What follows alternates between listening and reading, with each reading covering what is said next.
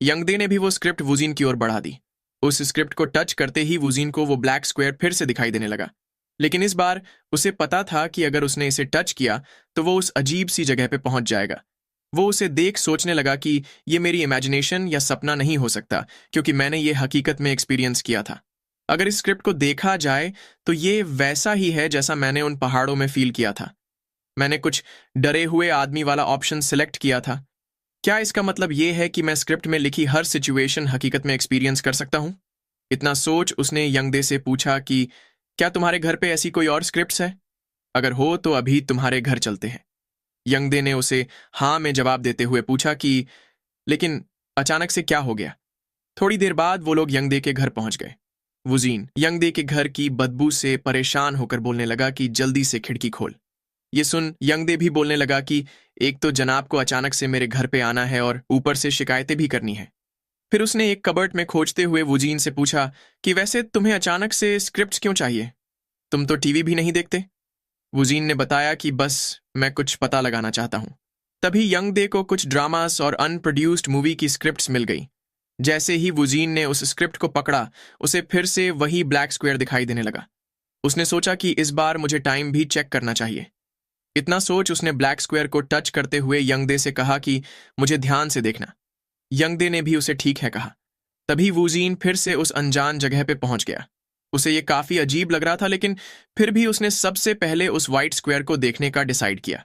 उसके टच करते ही वहां दो वाइट स्क्वायर्स प्रकट हो गए। वुजीन ने सोचा कि लगता है जैसे जैसे मुझे नई स्क्रिप्ट्स या स्क्रीन प्लेज मिलते जाएंगे, वैसे वैसे इसका नंबर भी बढ़ता जाएगा। सबसे पहले मुझे यहां से निकलने की कोशिश करनी चाहिए। इतना सोच वो वेट करने लगा, लेकिन कुछ भी नहीं हुआ। ये देख वो अलग अलग चीजें बोलकर बाहर निकलने का ट्राई करने लगा, जैसे कि log out, go back, turn off, let me out, exit. उसके एग्जिट बोलते ही वो वापस से रियल वर्ल्ड में आ गया। उसके पास ही खड़ा यंगदे भी कंफ्यूज्ड होकर पूछने लगा कि तुम ऐसे अचानक से अपनी जगह पर जम क्यों गए थे?